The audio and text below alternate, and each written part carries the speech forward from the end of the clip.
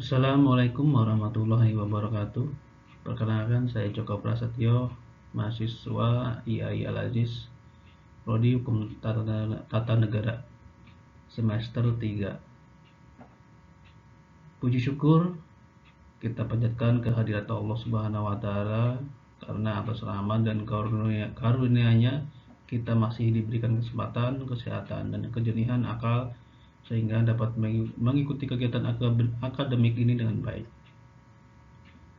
Salawat serta salam semoga senantiasa tercurah kepada Nabi Muhammad SAW, teladan utama dalam berpikir, bersikap, dan mengambil keputusan secara adil dan bijaksana. Hadirin yang saya hormati, sebagai mahasiswa hukum, kita menyadari bahwa hukum tidak hanya berbicara tentang peraturan tertulis, pasal-pasal, sanksi, tetapi juga tentang cara berpikir yang benar, logis, dan dapat dipertanggungjawabkan. Dalam proses penegakan hukum, baik dalam menganalisis kasus, menyusun argumentasi hukum, maupun menarik kesimpulan yuridis, kesalahan berpikir dapat berakibat pada kesimpulan yang keliru dan tidak keadilan. Di sini ilmu mantik memiliki peran yang sangat penting. Ilmu mantik merupakan ilmu yang membahas kaidah-kaidah berpikir yang benar, yang berfungsi sebagai alat untuk menjaga akal dari kekeliruan dalam bernalar. Ilmu ini tidak berdiri terpisah dari dunia hukum, melainkan menjadi fondasi dalam membangun penerapan hukum yang sistematis, konsisten, dan rasional. Dalam praktik hukum, ilmu mantik membantu kita memahami hubungan antara premis dan kesimpulan, membedakan argumentasi yang valid dan tidak valid, serta menghindari sesat pikir atau logical fallacy yang sering muncul dalam debat hukum maupun putusan pengadilan.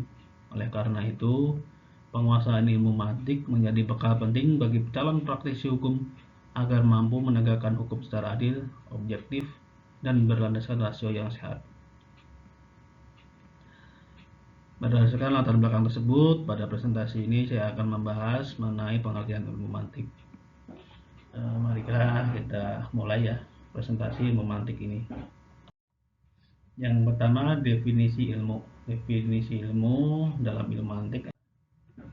Ilmu adalah penemuan sesuatu yang belum diketahui atas dasar yakin atau dugaan, baik sesuatu itu sesuai dengan kenyataan dan pengetahuan atau pemahaman tentang sesuatu yang diperoleh melalui belajar, pengalaman, atau penelitian.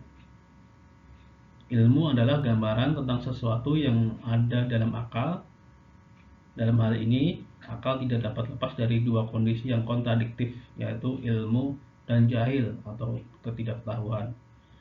Sebagai contoh, ketika melihat tumpukan kitab kuning, pada saat yang sama pula tertanam dalam pikiran gambaran tumpukan kitab tersebut. Hal ini disebut ilmu. Sebaliknya, sebelum melihat tumpukan kitab tersebut, dalam benak seseorang tidak ada gambaran itu. Itulah yang disebut dengan jahil.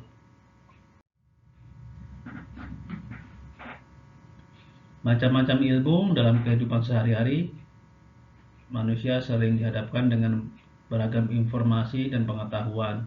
Pengetahuan tersebut diperoleh dari dunia luar melalui sebuah perantara, yakni akal, panca indera, atau orang lain. Pengetahuan tersebut kemudian ditransformasikan menjadi tasawur dan tasdik. Keduanya merupakan pembagian dari bentuk pencapaian ilmu pengetahuan manusia. Oleh karena itu, tasawur dan tasdik merupakan objek kajian utama ilmu mantik. Tasawur adalah dapat menggambarkan atau membayangkan arti dari suatu kata. Tasawur dari filsafat dinamakan dengan konsep. Konsep adalah kata yang berasal dari bahasa Latin conceptus, yang dibentuk dari conceptum dari kata concipio. Konseptus berarti serapan, bayangan dalam pikiran, pengertian, dan tangkapan. Kata konsep merupakan pandanaan kata ide atau ideois dari bahasa Yunani yang berarti penglihatan, persepsi, bentuk, rupa, atau gambar. Jadi konsep atau ide memiliki arti yang sama, yaitu gambar atau bayangan. Dan contoh, apabila ada orang yang berkata pisang, maka pikiran kita pasti dapat menggambarkan atau membayangkan dari arti kata pisang tersebut. Contoh lagi, ketika ada sebuah buku, maka secara otomatis dalam benak seseorang akan muncul konsep buku.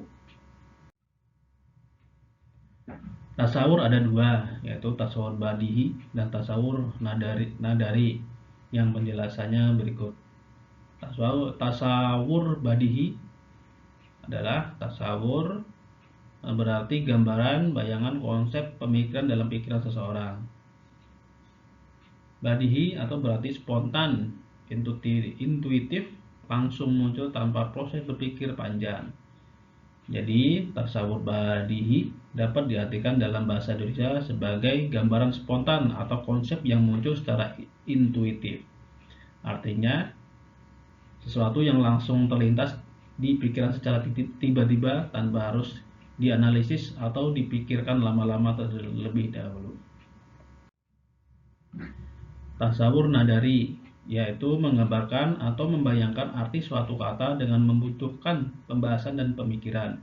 Contoh, menggambarkan atau membayangkan arti dari kalimat hakikat listrik, ruh, radio, dan yang lain-lainnya. Tasdik, ya, selanjutnya ada tasdik. Tasdik adalah dapat membenarkan atau menyalahkan arti dari suatu kata. Contohnya, menyatakan hubungan antara konsep dan meyakini benar atau salahnya. Air mendidih pada suhu 100 derajat Celcius. Api dapat membakar kayu. Manusia memerlukan oksigen untuk hidup. Dan matahari terbit dari timur. Pertama, tasdik badihi. Tasdik badihi yaitu membenarkan atau menyalahkan arti suatu kata dengan tanpa membutuhkan pemikiran dan penelitian. Contohnya, membenarkan bahwa suatu yang satu tidak mungkin berada di dua tempat pada waktu yang bersamaan.